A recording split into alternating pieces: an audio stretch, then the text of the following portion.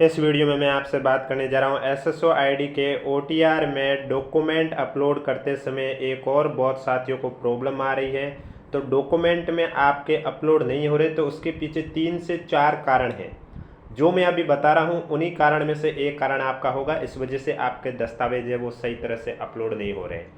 Video पसंद आए तो वीडियो को लाइक जरूर करें, चैनल जरूर सब्सक्राइब करें, क्योंकि मैंने आपको पहले भी कहा, अभी भी कह रहा हूँ, आगे भी कह रहा हूँ कि एसएसओ आईडी पर ओटीआर से रिलेटेड कोई भी अपडेट को लेकर जैसी न्यूज आएगी हम आपको इस यूट्यूब चैनल के माध्यम से जरूर बताएंगे। अब कुछ साथी को क्या डाउट आ रहा है कि उनकी मार्कशीट है, जो अंक तालिका है ग्रेजुएशन की, वो तो डिजी लॉकर पर है नहीं, लेकिन डिग्री है, तो फिर वो अब क्या करें। वो ये कहना चाह रहे हैं कि अब हम क्या डिग्री और मार्कशीट दोनों मैनुअली अपलोड करें, या जो चीज़ डिजी लॉकर पर है वो डिजी लॉकर पर से अपलोड करें और जो चीज़ नहीं है वो मैनुअली अपलोड करें। तो इसका भी समाधान बताने जा रहा हूँ, इसलिए वीडियो को बिना स्किप किए कंप्लीट देखें। और कुछ साथियों को ये डाउट आ रहा है कि 10th और 12th वाले एनरोलमेंट नंबर कहाँ से लाए जिन्होंने बीएससी अजमेर से की है, क्योंकि उनकी जो मार्कशीट है उसके ऊपर एनरोलमेंट नंबर नहीं लिखे थे। तो इसका भी समाधान इस वीडियो में आपको देखने को मिलेंगे, इसलिए वीडियो को बिना स्किप किए कंप्लीट देखें। तो सबसे पहले तो मैं आपको बताने जा रहा हूँ कि डॉक्यूमेंट में अपलोड नहीं होने के 3 से 4 कारण क्या हो सकते हैं। देखो, पहला कारण तो ये है, अगर आप मैनुअली रूप से अपलोड कर रहे हैं, यानी कि जो मैनुअली रूप से अपलोड करें ज़्यादातर दिक्कत उनको आती है, तो उनको मैं बता देता हूं। आप डॉक्यूमेंट अपलोड करते समय आपको 3 चीज़ का ध्यान रखना है। पहली चीज़ में कि डॉक्यूमेंट स्कैन करने के बाद आपको उस पीडीएफ को सही तरह से देखना है कि उसमें जो लिखा हुआ है, आपका जो भी डिटेल लिखी है वो एकदम स्पष्ट रूप से दिखना चाहिए। ऐसा नहीं है कि जूम करो तो वो स्पष्ट रूप से दिखाई नहीं दे। दूसरा, उसकी साइज आपके 100 केबी से लेकर 400 केबी के बीच में होनी चाहिए। एक बार अपने जो पीडीएफ अपलोड कर रहे हैं उसकी साइज देखिए, उस पीडीएफ के फाइल सेक्शन में जाइए, वहाँ पर लिखा होता है केबी में है, एमबी में है, जो भी। अगर आपकी फाइल की साइज 100 केबी से कम है या 400 केबी से ज़्यादा है तो भी वो आपके अपलोड नहीं होगी। यानी कि आपको फाइल की साइज है वो 100 केबी से लेकर 400 केबी के बीच में रखनी है, न इससे कम न इससे ज़्यादा।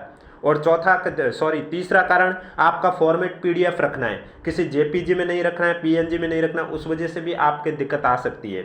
और चौथा कारण, फिर भी अगर नहीं हो रहा तो सर्वर प्रॉब्लम भी होती है। ये कोई बड़ी बात नहीं है, आम बात है, क्योंकि आपने देखा होगा 2024 में भी जब बोर्ड द्वारा नवाचार किया गया था ओटीआर पर लाइव फोटो और हैंड रिटन नमूने को, तो उसमें भी बहुत साथियों को दिक्कत आई थी लाइव फोटो कैप्चर करने में, और धीरे धीरे वो क्या सर्वर सही किया गया, उसके बाद वो समस्या सॉल्व हुई। तो या तो आप क्या कीजिए, नाइट में ट्राई कर लीजिए जब सभी ट्राई नहीं करते, क्योंकि दोपहर या सुबह या दिन में क्या होता है, बहुत साथी ट्राई करते हैं तो सर्वर प्रॉब्लम होना स्वाभाविक है। तो इस वजह से यही कारण रहता है जिस वजह से आपके ये दिक्कत आती है। कभी कभी सर्वर प्रॉब्लम भी आ जाती है, उस वजह से नहीं हो पाता है। तो कभी कभी आप अपने फाइल के साइज देखते नहीं हो और डायरेक्ट अपलोड करने की कोशिश करते हैं। आप जब अपलोड करोगे तो वहाँ स्पष्ट रूप से इंस्ट्रक्शन भी लिखा होगा कि क्यों नहीं अपलोड हो रही है। अगर साइज ज़्यादा होती है तो वहाँ पर लिखा हुआ आ जाता है, अगर आपकी पीडीएफ में स्पष्ट रूप से दिखाई नहीं देता तो भी लिखा आ जाता है। अगर ये सब चीज़ सही है, यानी कि आपकी पीडीएफ की फाइल साइज सही है, उसमें लिखा हुआ अक्सर आपको स्पष्ट रूप से दिखाई दे रहे, फिर भी ये लिखा आ रहा है, इसका मतलब सर्वर इश्यू है।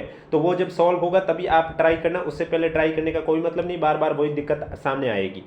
दूसरा, जो साथी कह रहे हैं कि हमारी मार्कशीट है तो डिजी लॉकर पर नहीं है लेकिन डॉक्यूमेंट डिजी लॉकर पर है, तो हम यानी कि डिग्री डिजी लॉकर पर है, तो क्या हम दोनों चीज़ें डिजी लॉकर से, जो चीज़ डिजी लॉकर पर नहीं है तो फिर क्या हम दोनों चीज़ मैनुअली रूप से अपलोड करें। तो मैं आपको बता देता हूं, जो चीज़ आपके डिजी लॉकर पर है वो आपको डिजी लॉकर से ही अपलोड करनी है। अगर कोई जानकारी आपकी डिजी लॉकर पर नहीं है तो उसे आप मैनुअली अपलोड कर सकते हैं। यानी कि अगर आपकी कोई मार्कशीट है वो डिजी लॉकर पर नहीं है लेकिन डिग्री उसी चीज़ की आपके डिजी लॉकर पर है, तो डिग्री तो आप डिजी लॉकर से फैच कर लीजिए, लेकिन मार्कशीट को फिर आप मैनुअली रूप से भी अपलोड करें, क्योंकि ये स्पष्ट रूप से आपके इंस्ट्रक्शन में लिखा हुआ है। आपको मैं बता देता हूं, यहाँ पर इंस्ट्रक्शन जो दे रखा है डिजी लॉकर का, उसमें स्पष्ट रूप से ही लिखा हुआ है कि जो चीज़ आपके डिजी लॉकर पर उपस्थित नहीं है, अवेलेबल नहीं है, उस चीज़ को आप मैनुअली रूप से भी अपलोड कर सकते हैं। ये देखो, इस पॉइंट पे लिखा हुआ है कि यदि डिजी लॉकर से विवरण प्राप्त करते समय कोई जानकारी अधूरी पाई जाती है तो उम्मीदवार को उन क्षेत्रों के लिए वो जानकारी मैनुअली रूप से भरनी होगी जो डिजी लॉकर के माध्यम से उपलब्ध योग्य नहीं है, खासकर उन मामलों में जहाँ जारीकर्ता विभाग ने ओडीबी प्रक्रिया में अपेक्षित पूर्ण मेटा डाटा प्रदान नहीं किया। यानी कि अगर जो चीज़ आपके डिजी लॉकर पर अवेलेबल नहीं है, यानी कि यहाँ पर बताया गया है डिजी लॉकर से आपके क्या क्या फैच होने वाला है, क्वालिफिकेशन ग्रुप होगा, क्वालिफिकेशन लेवल होगा, क्वालिफिकेशन डिटेल होगा, बोर्ड यूनिवर्सिटी का नाम होगा, रोल नंबर होगा, एनरोलमेंट नंबर होगा, ईयर ऑफ पासिंग होगा, टाइप ऑफ एग्जामिनेशन होगा, सब्जेक्ट ग्रुप होगा, सब्जेक्ट डिटेल होगा, ओवरऑल रिजल्ट होगा, मैक्सिमम मार्क्स होगा, मार्क्स ऑब्टेन होगा, परसेंटेज है, grade, number of attempt, document और सर्टिफिकेट। इनमें से जो चीज़ आपके डिजी लॉकर पर नहीं मिलती है उसे आप मैनुअली रूप से फिल कर सकते हैं, और जो चीज़ अपलोड करनी है तो उसे भी आप मैनुअली आसानी रूप से अपलोड कर सकते हैं, कोई दिक्कत नहीं। और अगली चीज़ ये दिक्कत आती है साथियों कि दस्तावेज किसी और की अपलोड हो गई है, क्योंकि आपको मालूम है ओटीआर पर मैंने आपको पहले भी बताया है कि कुछ चीज़ें जो आप एक बार एडिट कर सकते हैं, कुछ चीज़ें जो जिसे आप मल्टीपल टाइम में भी एडिट कर सकते हैं, लेकिन कुछ चीज़ें जिसे आप एडिट नहीं कर सकते। तो एडिट नहीं कर सकते उसमें आपके आते हैं दस्तावेज।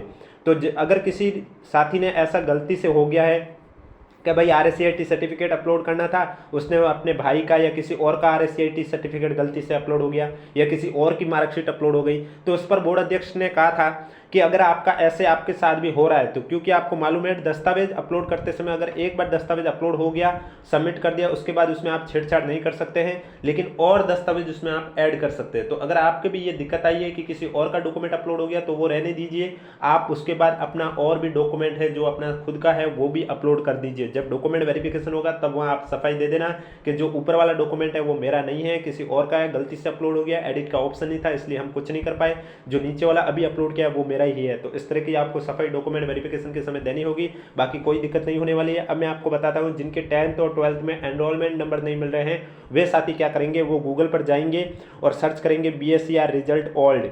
जब वहाँ पर ओल्ड रिजल्ट सर्च करोगे तो वहाँ आपके सामने एक लिंक आ जाएगा, वो भी मैं आपको बता देता हूँ किस तरह से आता है। जब आप सर्च करोगे BSER ओल्ड रिजल्ट तो आपको एक ऑप्शन देखने को मिलेगा शो ओल्ड रिजल्ट वेरिफिकेशन, इस पर आपको क्लिक कर देना है। जैसे इस पर क्लिक करोगे इस तरह से आएगा व्यू रिजल्ट का। तो यहाँ पर आप जब सेलेक्ट ईयर लिखना है, यानी कि कौन से ईयर की आप मार्कशीट देखना चाहते हैं, यहाँ पर सेलेक्ट एग्जाम यानी कि 10th या 12th का मेन एग्जाम जो भी, यहाँ पर आपको अपने रोल नंबर लिखने होंगे और सबमिट कर देना होगा। इसके बाद आपका रिजल्ट ओपन हो जाएगा। 2001 से लेकर 2025 तक अगर आपने इस बीच किया है तो उनका ही रिजल्ट शो होगा।